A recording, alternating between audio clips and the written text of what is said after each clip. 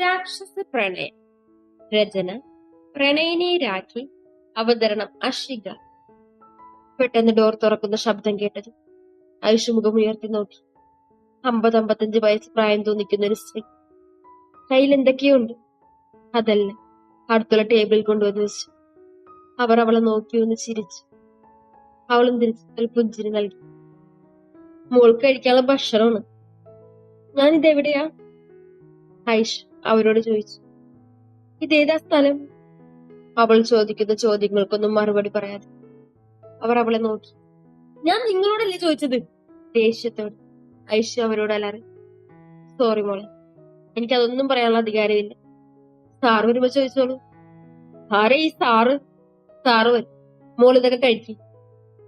എനിക്ക് വേണ്ട. പ്ലീസ് മോളെ. ഇല്ല, സാറിന്റെ വഴക്ക് മൊത്തം ഞാൻ കേൾക്കേണ്ടി വരും. മോള് കഴിച്ചില്ലെങ്കിൽ അതിനുള്ള ശിക്ഷ ഞാൻ അനുഭവിക്കേണ്ടി വരും.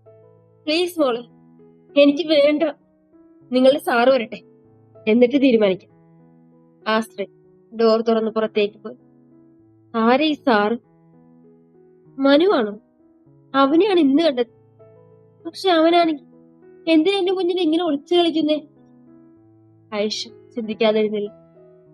ധ്രുവ് പറഞ്ഞതിനെ തുടർന്ന് കരച്ചിലാണ് രണ്ടുപേരും. എന്റെ മോള് ഞാൻ കാരണം ഞാൻ വിളിച്ചില്ലായിരുന്നെങ്കിൽ എന്റെ മോളി സന്തോഷ വാർത്ത അറിഞ്ഞേന്. ഇപ്പൊ ഏത് അവസ്ഥയിലാണോ എന്തോ. ഭക്ഷണം കഴിച്ചോ? എവിടെ? ഒന്നും അറിയാൻ പറ്റുന്നില്ലല്ലോ ദൈവം. ഇച്ചു, താൻ കരയാതിരിക്കടോ. മോൾക്കൊന്നും സംഭവിക്കില്ല. ഉണ്ണിയില്ലേ കൂടെ? കണ്ണനെന്താ വരാത്തെ? അവനോട് ഇങ്ങോട്ട് വരാൻ പറ ലോകേട്ടാ. അവനിപ്പോ വരാൻ പറ്റില്ല. കിച്ചു, അവിടെ എന്തൊക്കെയോ പ്രോബ്ലം ഉണ്ട്. എല്ലാം തീർത്തുകൊണ്ടിരിക്കുകയാണ്. അമ്മ, ധ്രുവ് വിളിച്ചു. കിച്ചു അവനെ നോക്കി. കണ്ണൊക്കെ നിറഞ്ഞിട്ടുണ്ട്. മുഖം വാകിച്ചു വന്നു ഒരു രാക്ഷസ രൂപം. അവന്റെ മുഖം കാണുമ്പോ തന്നെ അറിയാം ഉള്ളിലെ സങ്കടം. മോള് ഒരു മിനിറ്റ് പോലും രണ്ടും പിരിഞ്ഞു നിന്നിട്ടില്ല. അവനാണ് ഇന്നീ സന്തോഷ വാർത്ത. കുഞ്ഞിനെ അമ്മയും കാണാതെ ഏത് സ്ഥിതിയാണെന്ന് പോലും അറിയാതെ ഉള്ളിൽ കനലെരിയുന്നുണ്ടെന്ന് എല്ലാവർക്കും മനസ്സിലായി. ദാദി എല്ലാവരും ഇനി എന്ത് ചെയ്യണമെന്ന് അറിയാതിരിക്കുകയാണ്. എവിടെയാണെന്ന് പോലും അറിയില്ല. ഹാരിഷ് എല്ലാം നോക്കിക്കൊണ്ടിരിക്കുകയാണ്. ഉള്ളിൽ ചിരിച്ചുകൊണ്ട്. നീ കരയണം, ഇതിനേക്കാൾ ഉറക്കെ കരയണം. അധികം വയ്യാതെ അതും നടത്തും. അവൾ പകയോടെ മനസ്സിൽ മുറിഞ്ഞു. അപ്പോഴും ധ്രുവിന്റെ ഫോണിൽ ബെല്ലടിച്ചു. Hello. Okay, I will come. എന്താ ഉണ്ണി? ഓഫീസിൽ ഏതോ ചെക്കിങ്. നാളെ ഇൻകം ടാക്സ് പെയ്ഡ്. ഈ രാത്രി തന്നെ പോണോ മോനെ? പോണം. എല്ലാം എടുത്തു വെക്കാനുണ്ട്. ഞാൻ ഇറങ്ങുക. അമ്മ, ബാബി, ആരെങ്കിലും ഫോൺ വിളിച്ച് ഒരിടത്തും പോകരുത്. Be careful. എല്ലാവരോടും കൂടിയാ പറയുന്നത്. ആരുഷിയെ രൂക്ഷമായി നോക്കിക്കൊണ്ട കാറിന്റെ ചാവി എടുത്തുകൊണ്ട്. എന്താ, അവള് കഴിച്ചോ? ഇല്ല സർ, അവർ തല കുലിച്ചിട്ട് പറഞ്ഞു. ഞാൻ പറഞ്ഞതല്ലേ അവളെ കഴിപ്പിക്കണമെന്ന്. അവരുടെ കവളിൽ കുത്തിപ്പിടിച്ചോണ്ട് അവന്റെ അലർജി. ആ ബിൽഡിംഗ് പോലും കുരുങ്ങി. ഞാൻ പറഞ്ഞു സർ, പക്ഷെ മോൾ സാറിനെ കാണാതെ കഴിക്കില്ലെന്ന് പറഞ്ഞു. അത്രയും കേട്ടപ്പോഴേ അവരിൽ നിന്ന് പിടിവിട്ടു. അപ്പൊ നേരിട്ട് കാണാം. ഞാൻ തന്നെ അവൾക്ക് വാരിക്കൊടുക്കാം. ഇങ്ങനെ ഒളിച്ചു കളിച്ചിട്ട് ഒരു രസമില്ല. പൂച്ചേലിയിട്ട് കളിപ്പിക്കുമ്പോൾ എന്നെ അറിഞ്ഞു വേണം അവളിനി അങ്ങോട്ട് ചിരിച്ചു. ആ ഭയം അത് കാണും അവളുടെ കണ്ണിൽ. അവൻ ചിരിച്ചുകൊണ്ട് മുകളിലേക്ക് കയറി. ഐഷുവിന് തലപെരുക്കും പോലെ തോന്നി. ആകെ ക്ഷീണം, ദാഹിക്കുന്നുണ്ട്. തൊണ്ടേക്ക് വറ്റി വരണം. പക്ഷെ വെള്ളം പോലും വിശ്വസിച്ച് കുടിക്കാൻ വയ്യ. എന്താ ഒന്നും അറിയില്ല. കണ്ണുകൾ നിറഞ്ഞു. പിന്നെ എന്തോ ഓർത്തതുപോലെ ബാത്റൂമിലേക്ക് കയറി. പൈപ്പ് തുറന്ന് കുറച്ച് വെള്ളം കുടിച്ചു. മുഖത്ത് തുരുത്ത് വെള്ളം ഒഴിച്ചു കഴിഞ്ഞു. ബാത്റൂമിൽ നിന്ന് ഇറങ്ങിയത് കണ്ണിൽ ഇരുട്ട് കയറിയത് ഒരുമിച്ചായിരുന്നു. ആരോ തന്റെ അടുത്തേക്ക് ഓടി വരുന്നത് പിന്നായം പോലെ കണ്ടു. ഐഷു കണ്ണുകൾ അടച്ചു കിടന്നു. കണ്ണു തുറന്നു. ഐഷുവിനെ എവിടെ ഒന്നൊന്നും മനസ്സിലായില്ല. ബാത്റൂമിൽ നിന്ന് ഇറങ്ങിയത് കണ്ണിൽ ഇരുട്ട് കയറിയത് ആരോ തന്റെ അടുത്തേക്ക് വരുന്നു. ഒരു മങ്ങിയ കാഴ്ച പോലെ തന്നെ തന്നെ നോക്കി ചിരിക്കുന്നവനെ കാണും. തല കറങ്ങും പോലെ തോന്നും. ഒരിക്കലും ഇനി ഒരു കണ്ടുമുട്ടൽ ഉണ്ടാവില്ലെന്ന് വിചാരിച്ചു. പക്ഷേ അയാൾ വീണ്ടും തന്റെ മുന്നിൽ വന്നു നിൽക്കുന്നു. ഐഷു വേഗം ചാടി എഴുന്നേറ്റ് പിറകിലേക്ക് നീങ്ങാൻ നിന്നതും അവനത് മുൻകൂട്ടി കണ്ടു. അവളുടെ കാലിൽ പിടിച്ചു വലിച്ചു. "ഹ, എന്താണ് എന്റെ ഐഷക്കുട്ടി എന്നെങ്ങനെ വീഴ്ച നോക്കുന്നത്? പോകാം, ഞാൻ കൊണ്ടുപോയാക്കാലോ. പ്ലീസ്, എനിക്ക് എന്റെ ഏട്ടനെ കാണും." അത്രയും നേരം ശാന്തമായി നിന്നു. പെട്ടെന്ന് മുഖഭാവം മാറ്റിക്കൊണ്ട് അവളുടെ കാലിൽ പിടിമുറുക്കി. വേദന കൊണ്ട് ഐഷ നിലവിളിച്ചു പോയി. "സോറി, നിനക്ക് വേദനിച്ചോ? ഞാൻ ഞാൻ മാത്രം മതി നിനക്ക്, ഒരേട്ടനുമില്ല. അവന്റെ പേരെങ്ങാനും നിന്റെ നാവിൽ നിന്ന് ഉച്ചരിച്ചാൽ ആ നാവ് ഞാൻ അരിഞ്ഞു തള്ളും." ഐഷുമ്മ നീരിറക്കിക്കൊണ്ട് അവനെ നോക്കി. അവൾ ഭയത്തിന്റെ പൊടിമുടിയിലെത്തി.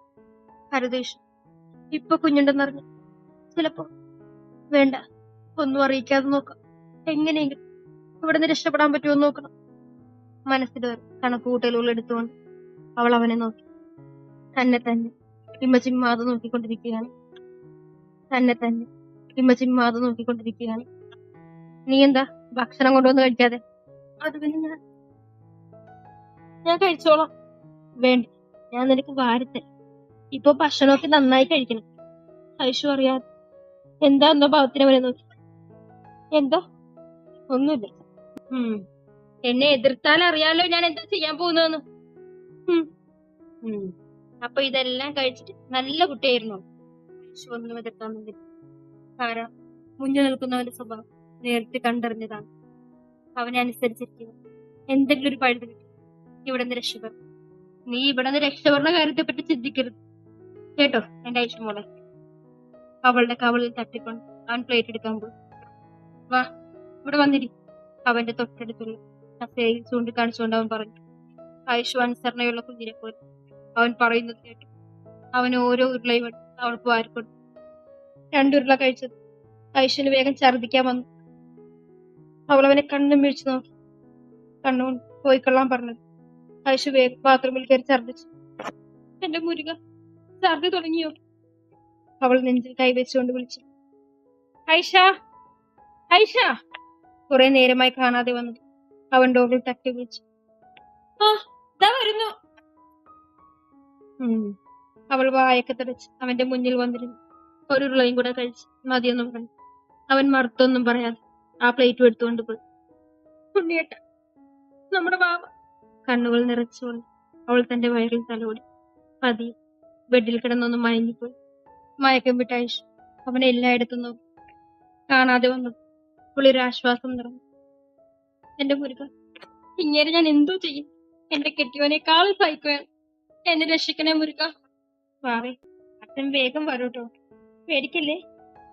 അവൾ വയറിൽ തടകിക്കൊണ്ട് പറഞ്ഞു. "സാർ, ഇപ്പൊ എങ്ങനെയുണ്ട് കണ്ടീഷൻ?" "ബെറ്റർ. ഛർദി തുടങ്ങിയതേ ഉള്ളൂ. ഇടയ്ക്ക് ഫുഡ് കൊടുത്ത് കഴിപ്പിക്കണം. എന്തേലും ഉണ്ടെങ്കിൽ ഞാൻ വിളിക്കാം." "ധ്രുവിഷ്, നീ ഇപ്പൊ കുറെ ഓടുന്നുണ്ടാവുമല്ലേ?" "ഓടിക്കും, ഒരിക്കലും. അവളും കുഞ്ഞും നിന്റെ അടുത്തേക്ക് വരാൻ ഈ സ്വാതി ജീവനോടുള്ളപ്പോ സമ്മതിക്കില്ല. പിന്നെ ആ കുഞ്ഞിനെ ഞാൻ..." സ്വാതി ഒന്ന് ക്രൂരമായി ചിരിച്ചു. DK കമ്പനി മുഴുവൻ ട്രേഡാണ്. പോണോ പുറത്തു പോകാനോ പാടില്ല. ധ്രുവ് ഇന്നലെ മുതൽ കമ്പനിയിലാണ്. രാവിലെ ഉറക്കമുണർന്ന അച്ഛന് ആകെ സങ്കടമാണ്. ഐഷുവിനെ കുറിച്ച് യാതൊരു വിവരവും കിട്ടിയിട്ടില്ല. ധ്രുവേട്ടനറിഞ്ഞു ആ നിമിഷം കൊണ്ടുവരുമെന്നറിയാം. പക്ഷെ ഇതുവരെ ഒന്നും. 2 ദിവസമായി വിളിച്ചിട്ട് എല്ലാം കൂടി അച്ഛനിൽ വലിയൊരു മാനസിക പിരിമുറുക്കം തന്നെ സൃഷ്ടിച്ചു. പെട്ടെന്നാണ് തന്റെ ഫോണിൽ മെസ്സേജ് ചൂണ്ടിയിട്ടത്. അച്ഛൻ വേഗം ഫോൺ എടുത്ത് നോക്കി. ഒരു വാട്സപ്പ് വീഡിയോ ആണ്. ഐഷു അത് പ്ലേ ചെയ്ത് നോക്കി. ഐഷു രക്ഷിക്കാൻ വേണ്ടി ഡോറിനടിക്കുന്ന ദൃശ്യം, പിന്നെ വിളിക്കുന്ന ശബ്ദവുമാണ്. അച്ഛൻ എന്ത് ചെയ്യണമെന്നറിയാതെ. അപ്പോഴേ ഒരു വോയിസ് നോട്ട് വന്നു. അവൾ അതും പ്ലേ ചെയ്തു. "ഐശ്വര്യയെ രക്ഷിക്കണമെന്ന് ഞങ്ങൾ പറയുന്ന സ്ഥലത്തെത്തും. മറിച്ച് ആരെങ്കിലും വിവരം അറിയിക്കാനാണെങ്കിൽ ഐശ്വര്യ പിന്നെ ജീവനോടെ കളയും." അച്ഛൻ എന്ത് ചെയ്യണമെന്നറിയാതെ. അടുത്ത മെസ്സേജ് വന്നു. അച്ഛൻ അതും നോക്കി. ഒരു ലൊക്കേഷനാണ്, ഇതുവരെ അറിയാത്തൊരു പ്രദേശം. ധ്രുവേട്ടനോട് പറഞ്ഞാലോ? പറയാം. അച്ഛൻ വേഗം ധ്രുവിനെ വിളിച്ചു. ഫോൺ സ്വിച്ച് ഓഫ് എന്നാണ് പറയുന്നത്. കൈകാലുകൾ വിറയ്ക്കാൻ തുടങ്ങി. ഐഷു ഈ സമയം അവളെ രക്ഷിക്കണമെന്ന് തന്നെ മനസ്സിൽ ഉറപ്പിച്ചുകൊണ്ട് അവൾ നേരെ അമ്മയുടെ അടുത്തേക്ക് പോന്നു. "അമ്മ." "എന്താ മോളെ?" "ഞാനൊന്ന് അമ്പലത്തിൽ പൊക്കോട്ടെ." ആ സമയം കള്ളം പറയാനാ തോന്നിയത്. "മോളെ, ഉണ്ണി പറഞ്ഞിരിക്കുന്നത് പുറത്തേക്ക് പോകരുതെന്ന്." "മോളെ വേണ്ട, ശത്രുക്കൾ ചുറ്റുമുണ്ട്. എന്താ ഏതാന്നൊന്നും അറിയില്ല. പ്ലീസ് അമ്മ, ഞാൻ ദേ ഇവിടെ അടുത്താ. അമ്മക്കറിയാലോ. അച്ഛ കിച്ചുവിനെ കെട്ടിപ്പിടിച്ച് കരഞ്ഞു. ഐശുവിനെ കുറിച്ച് വിവരമൊന്നുമില്ല അമ്മ. കിച്ചു എന്ത് ചെയ്യണമെന്നറിയാതെ നിന്നു. വേഗം വന്നം കേട്ടോ. ആ അമ്മ. അച്ഛ വേഗം റെഡിയായി പുറത്തേക്ക് ഇറങ്ങി. അമ്മയോട് കള്ളം പറഞ്ഞതിൽ സങ്കടമുണ്ട്.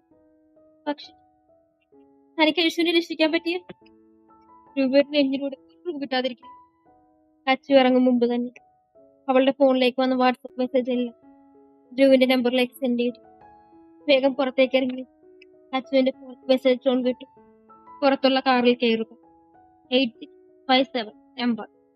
അച്ചു വേഗം കുറച്ചുകൂടി മുന്നോട്ട് നീങ്ങി നോക്കി. ദൂരെ ഒരു വൈറ്റ് കളർ സ്കോർപ്പിയോ പാർക്ക് ചെയ്തിരിക്കുന്നത് കണ്ടു. അച്ചു അങ്ങോട്ട് നടന്നു. വരാൻ പോകുന്ന ദുരിതമറിയാതെ അവൾ ഐശുവിനെ രക്ഷിക്കാൻ മുന്നോട്ട് നീങ്ങി. ഇനിയും ഒരുപാട് വേദന തനിക്ക് സഹിക്കേണ്ടി വരുമെന്നറിയാം. തുടരും.